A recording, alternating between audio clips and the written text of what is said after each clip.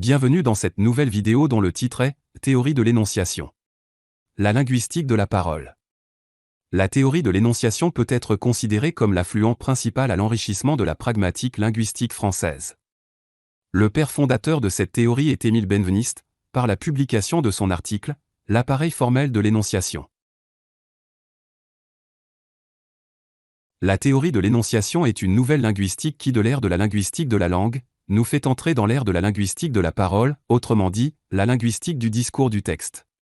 Chacun sait que Ferdinand de Saussure a donné la primauté à la langue en tant que code social appartenant à la communauté, l'individu en est simplement le dépositaire.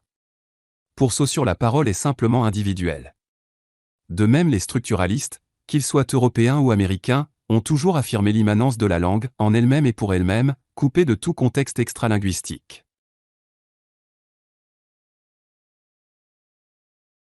La problématique principale des structuralistes était de faire l'inventaire des formes linguistiques, par segmentation et opposition, puis de les classer en catégories morphologiques et morphosyntaxiques. Le seul à avoir pris en compte la parole est Jacobson, dans son schéma de la communication. Mais la parole ne commence à être vraiment considérée comme objet d'analyse, qu'avec la théorie de l'énonciation. Présupposés théoriques. Critique de certains principes de la linguistique structurale. Après l'échec flagrant qu'a rencontré la linguistique structurale, lors de son application sur des corpus réels, à des fins didactiques, les chercheurs commencent à réfléchir afin de trouver des solutions. Ils reprennent les 5 postulats de base de la linguistique structurale. Face à ces 5 postulats, 5 remises en question, qui seront le point de départ de la théorie de l'énonciation. Premier postulat. La notion de code. La linguistique structurale envisage la langue comme un code uniforme et homogène, commun à tous les locuteurs de la communauté. Remise en question correspondante. Le code défini par la linguistique structurale est une construction théorique. Dans la réalité, la langue n'est qu'une mosaïque de dialectes, sociolectes et idiolectes que l'analyse linguistique se doit de prendre en considération. Kerbrat Orecchioni, 1980. Deuxième postulat. La notion de phrase. Les limites de l'analyse structurale s'arrêtent à la phrase, qu'elle considère comme l'unité supérieure. Les limites du sens s'arrêtent également aux limites de la phrase. Remise en question correspondante.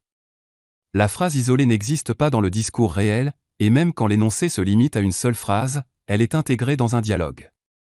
De plus, les phrases ne sont pas simplement juxtaposées, mais liées et structurées dans une unité plus vaste qui est le discours et selon les lois de la pensée.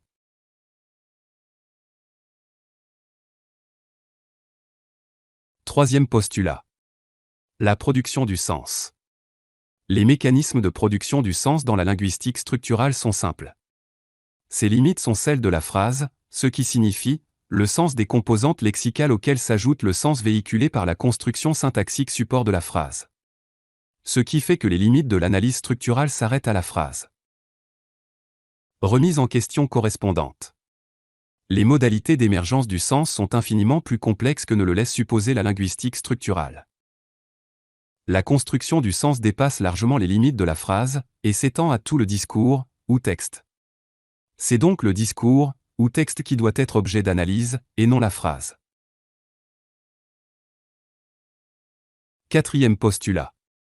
Le schéma de la communication.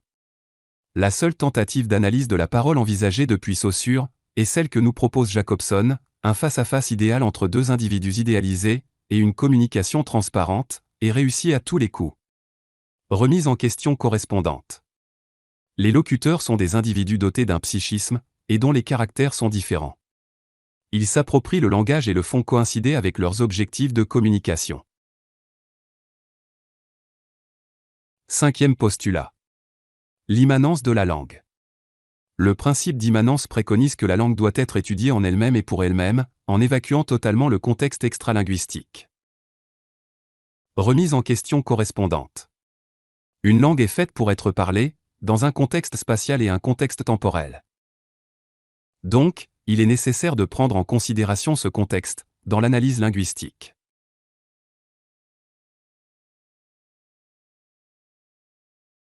Benveniste et l'énonciation. Le père fondateur de la théorie de l'énonciation est Benveniste. Il pose les jalons de la théorie, mais sans la nommer dans un article publié en 1955 et intitulé « La nature des pronoms ». Cet article est repris plus tard dans son ouvrage « Les problèmes de linguistique générale ». 1966. À propos de l'analyse des pronoms personnels, il fait le rapprochement avec la terminologie des grammairiens arabes, qui appellent le pronom de troisième personne, al-ghaib, l'absent. Et il confirme qu'en fait, celui-ci est absent de la situation de discours. Il le nommera « non-personne ». Toujours dans le même ordre d'idées, il fait l'opposition entre le discours et le récit en citant le passé simple comme temps du récit. En 1975, Benveniste publie un article intitulé « L'appareil formel de l'énonciation », dans lequel il développe les grands principes de la théorie et donne les moyens d'analyser les discours selon ce point de vue. Il y définit l'énonciation comme « la prise en charge du locuteur de son propre discours ». Après la définition de Benveniste, des indices de l'énonciation, un autre grand nom de la théorie de l'énonciation, Culioli introduit la notion d'ancrage dans la situation de discours. Tous les autres chercheurs qui ont contribué au développement de la théorie se sont largement inspirés de ces deux linguistes. Le schéma de la communication de Jacobson est une tentative pour analyser la parole, inspirée de la cybernétique. Cette tentative était considérée comme une innovation en son temps. Cependant, ce schéma ne prend pas en considération les spécificités des deux pôles de la communication, ni les caractéristiques de la situation de communication. Les deux interlocuteurs y sont considérés comme des individus tous semblables, parfaits et sans état d'âme. Le message y circule d'une manière parfaite, et sans accroc, ni perte. Le schéma de la communication de Jacobson.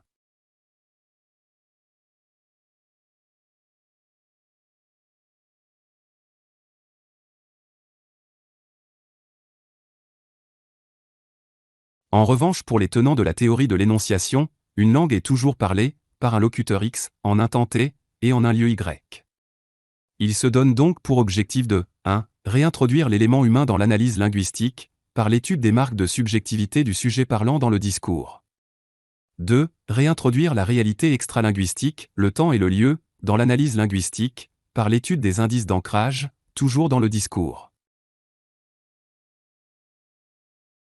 Ces nouveaux objectifs ont conduit les chercheurs de ce domaine à reformuler le schéma de la communication, de manière à y inclure les nouvelles considérations théoriques.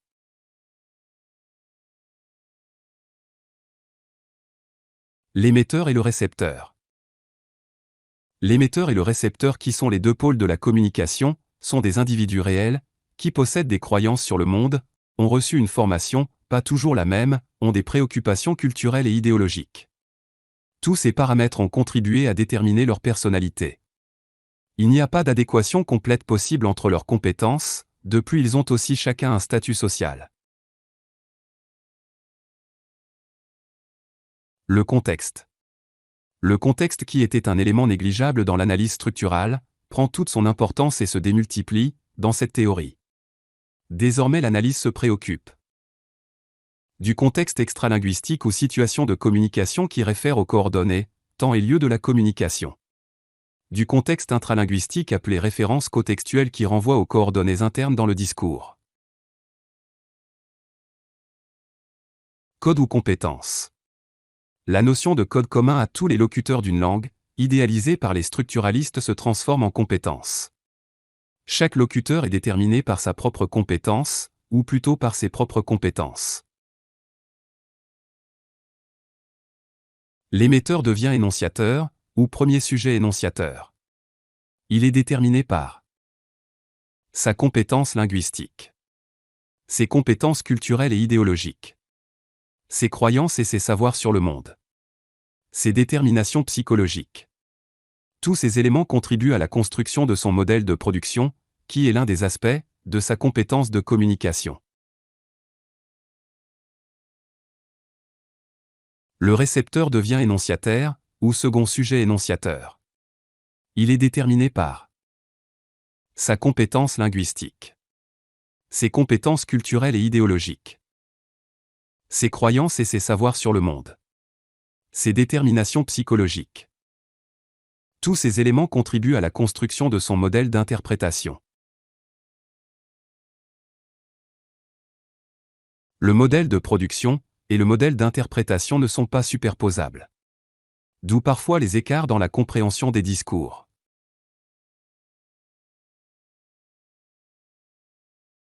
Implication sur l'analyse linguistique. Changement de problématique. La problématique de l'analyse structurale était la suivante: combien y a-t-il de formes linguistiques dans cette langue? Comment sont-elles formées selon une combinatoire de phonèmes en morphèmes? À quelle loi obéissent-elles? La problématique de l'analyse du discours dans l'optique énonciatif est la suivante: qui parle? À qui? Quand? Où? Comment le dit-il? En d'autres termes, une recherche de l'activité des deux sujets énonciateurs dans leur discours.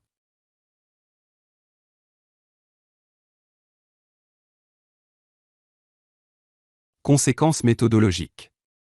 Quels sont les lieux d'inscription de cette subjectivité dans le discours? A. L'énonciateur et ses choix lexicaux.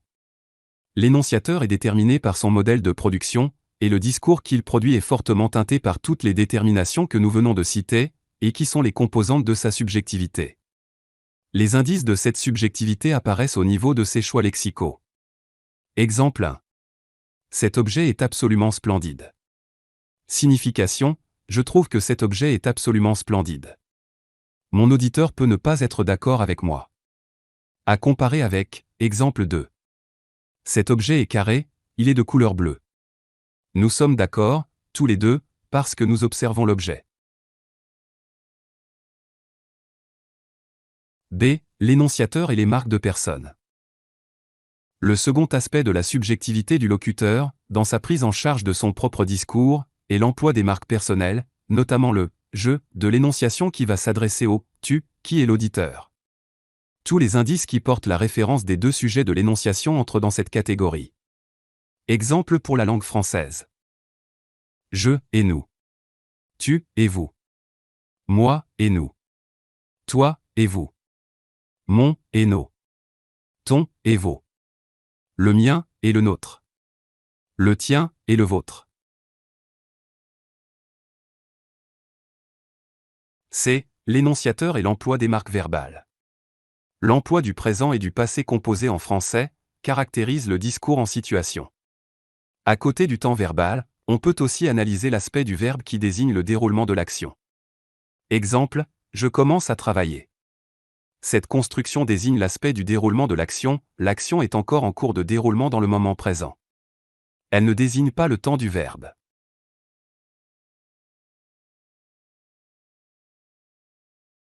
La situation de communication. La théorie de l'énonciation considère que tout énoncé est ancré dans le contexte extralinguistique, ou situation de communication. Au niveau de l'analyse linguistique, la situation de communication est marquée par la déixie dont les éléments sont appelés déictiques. Elle fait référence aux coordonnées espace-temps, dans lesquelles le discours est ancré.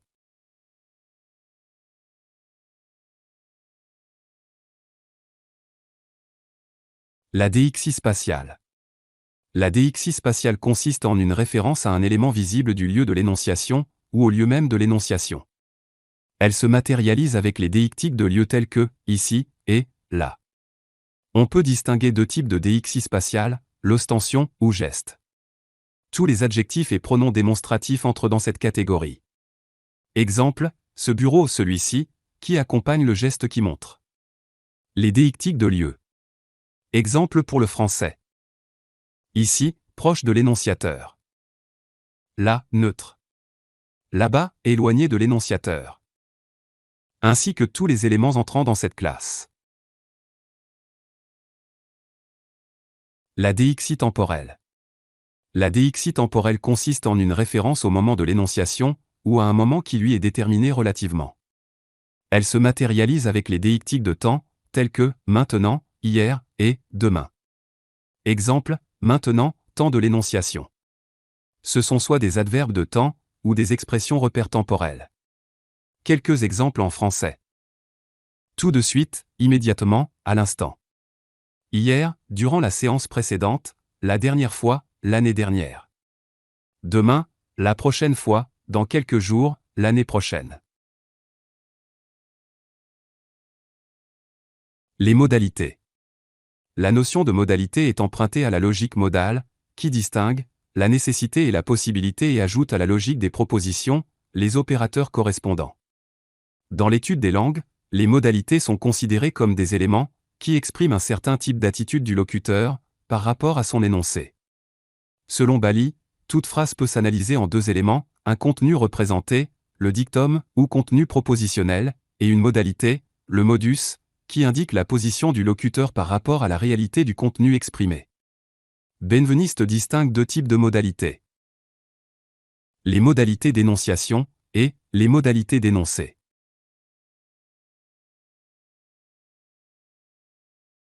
Les modalités d'énonciation correspondent, en général, à l'intention de communication de l'énonciateur.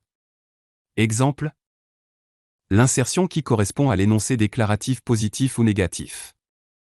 L'interrogation qui consiste à une demande d'information. L'impératif qui consiste à donner un ordre. Les modalités d'énoncé correspondent à une manière pour l'énonciateur de prendre en charge son discours. Exemple. 1. Modalité du pouvoir. Je peux faire ce travail. 2. Modalité du devoir. Tu dois te rendre à cet endroit. 3. Modalité du nécessaire. Il est nécessaire de finir cette mission. 4. Modalité du possible. Il est possible que je sois absent demain. 5. Modalité du probable. Il est probable que demain ça soit trop tard.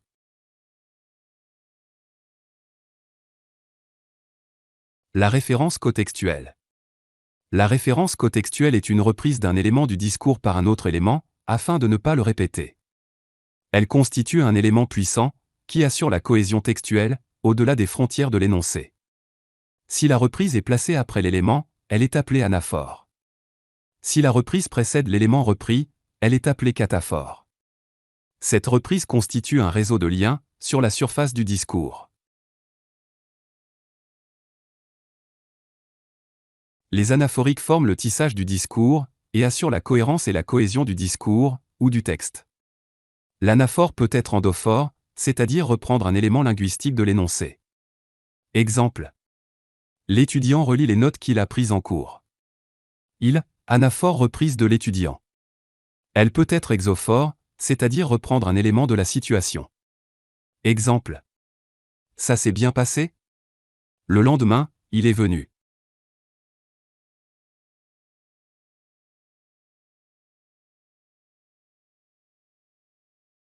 Ce cours est maintenant terminé. Merci de l'avoir suivi jusqu'au bout. Nous nous retrouverons dans le prochain cours, pour étudier la polyphonie. Je vous ai mis le lien de la vidéo, qui traite la polyphonie, dans la description. Si vous avez aimé la vidéo, n'oubliez pas de mettre un pouce bleu, et de vous abonner à la chaîne, pour ne rien rater des nouveautés à venir. À bientôt.